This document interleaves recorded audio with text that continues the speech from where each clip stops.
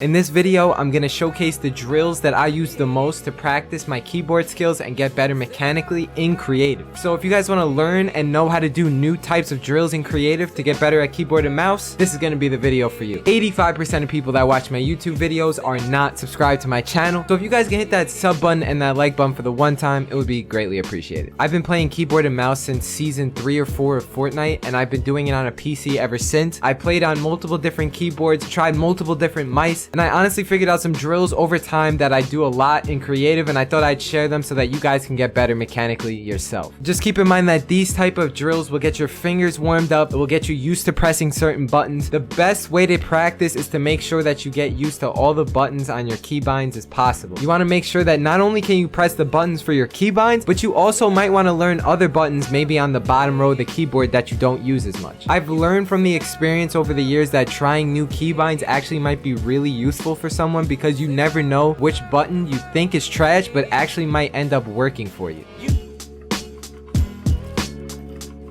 Now, in my opinion, one of the best ways to warm up and just kind of time things correctly when you get on the game for the first time is to just learn how to do this right here. This sort of building drill is actually really useful because it really forces you to jump at the correct spot, because if you jump too early or too late, you're gonna not go over the wall. And then on top of that, there are definitely times in games where you have to hop over a wall like this on a cone and get up to that next level. So learning how to build all these things the correct way and jump at the correct time is something that will really help you warm up. Now hear me out on this drill. It's a little bit random, but it's actually really useful and something that I do a lot when it comes to in-game. This drill right here I came up with myself, and it's something that I do in creative to practice the placement of my cones, because being able to place cones in the right spot is extremely useful and something that will separate a good player from a better player.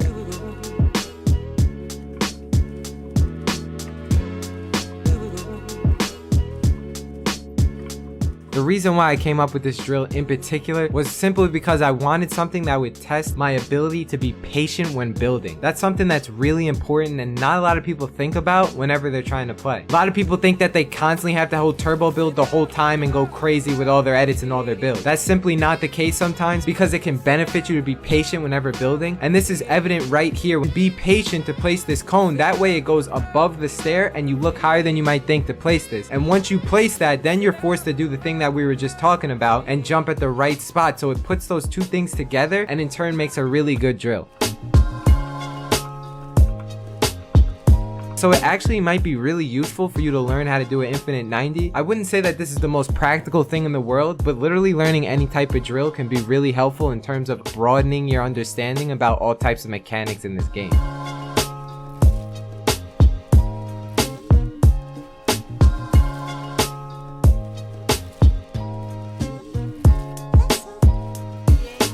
Now, I think this move in particular is actually something that almost every single pro does. Everyone uses this one. All you have to do is already know how to side jump. If you don't know how to side jump, go watch my side jump tutorial that should be linked in the top right hand corner. From there, once you learn how to do the momentum side jump correctly, I would recommend doing this one, which is even easier, with the cone on top of your head, and then learning how to do it again and again and again and again. Once you get that down, then you're pretty much set to do this next move. So right after you learn that, it's very simple, because all you have to do is place the floor, then the cone, and then from either direction you can place a wall here. Now if I'm very close to the left side, it wouldn't make much sense for me to place the wall here. It's going to be way harder and probably way less consistent when I do it, because I'm so close to the wall I might screw up. I kind of pick a side, that way it gives me more time to place, then edit, and then let me time my jump correctly so I could do it again. Another thing that's really important is that whenever you're doing this, just make sure that you turbo build this, and then I'm still holding down on left click, I turbo build this, and then I edit. So I usually always get this first one and drag it over to either side that I want. Don't forget that whenever you place this cone right after you come out of the side jump, you have to be patient with this floor placement, because a floor doesn't reach as far as a cone. So you'll be able to place the cone before you can get the floor off. So that means that you need to wait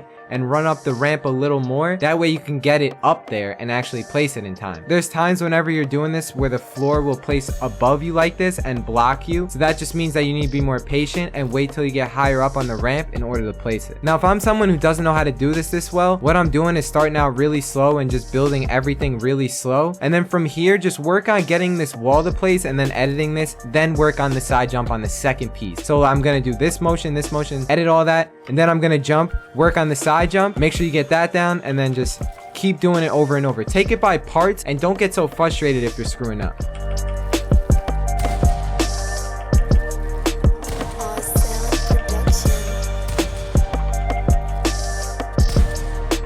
For those of you who might be new subscribers, this is a really good drill to not only learn how to edit, but it also teaches you how to shoot while you're coming out of a build, which is really important, as well as building in a very protective manner so you don't get shot. This teaches quick edits and coming out of the build and taking protected shots while you're in the air. Being able to edit like this and then shoot when you catch yourself is actually really helpful in build battles and in real 1v1 fights. Always try and learn new ways to catch yourself when coming out of a build fight. That way you have a lot of tricks to catch someone off guard in a real game. Now, since we're talking about mouse and keyboard, if you really want to make this harder on yourself, all you have to do is go to the left side, because if you have an edit button that makes you use your pointer finger, like F, E, V, C, then it forces you to not use the movement that you have with your keyboard. If you're going to the right, you can edit while holding left and not run right into the stair like that. Now, unless you use double movement binds, this is going to be really hard to do. That's why I'm saying this is going to make it harder on yourself. So if you really want a challenge, try and do 2 of these in a row going to the left side. Now, I've never seen this drill anywhere else except my channel, honestly. I'm kind of made it up myself, and this is something that really helps me get down my double edits when I first come on the game. This may look kind of sloppy and weird, but it does have its pros, and I kind of really like it.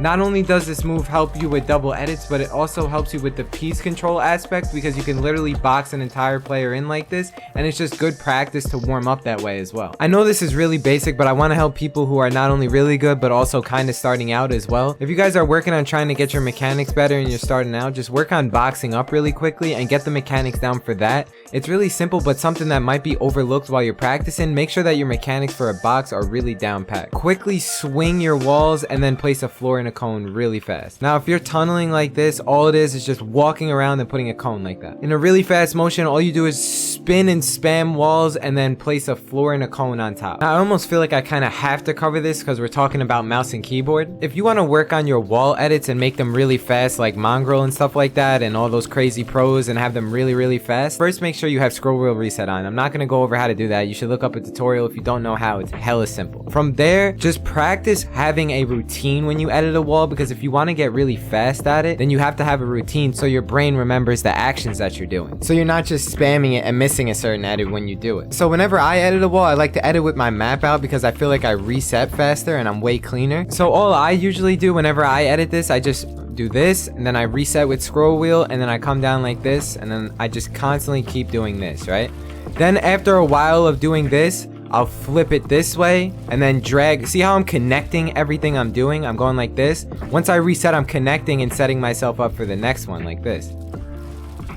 And just kind of get like a movement with it. Like, notice how you can like rock with it and kind of get it really simple and clean. From there, you just want to slowly add in other things to your routine. Once you build that up, then you can work on doing a door like that, or maybe doing one of these and resetting like that. Doing it really quickly as fast as you can. Just make sure you can do this one like this, and then make sure you're able to do this one while adding it in as well, like that. And the more you practice this, you'll be able to have crazy Instagram posts and crazy TikTok posts and all that stuff. Just honestly make sure that if you're on mouse and keyboard, I wouldn't reset the manual way. I would just use scroll wheel reset every single time. There's no need to reset the manual way by right clicking and then pressing your edit button again. That's irrelevant. When you constantly play with your wall, get a shotgun and just work on taking protected peek shots like this. Maybe just using the right hand peek like that. Just literally throw anything you can into an edit and then try and shoot right after, because it will really help you. Also, another drill I really like to do is just practice editing like this and just walk around everywhere, and then just practice my Mongrel Classic. Literally just walk around this thing and Mongrel Classic anything you can. It really helps in getting you used to putting things in people's box. Not only that, another good thing I like to practice is this right here, where it's like a delayed tunnel. It really gets you used to being patient with your stairs, and you can use that in any comp game when you're trying to rotate late game as well. It's as simple as placing a wall and then delaying the stair, and then doing that over and over and over. If you're practicing and you're constantly bored, I recommend doing something else, whether that's learning a new high ground retake, learning how to do a different type of edit. There's a million different types of things in this game that'll keep you distracted whenever you're in creative. There's also new maps that you can play as well. If I missed anything, or you guys think that there's a drill that I didn't include that you really like, leave it down in the comment section below. With that being said, if you have any further questions, feel free to join me on my Discord. I literally talk to every single person who joins, as as well as come through on the Twitch chat and ask me there if you like. A bunch of people from my YouTube have been stopping by on the Twitch channel and saying hello, and I really appreciate it. With that being said, I hope you guys have a wonderful rest of your day and a good night. I'll talk to you in the next video. Deuces. Peace.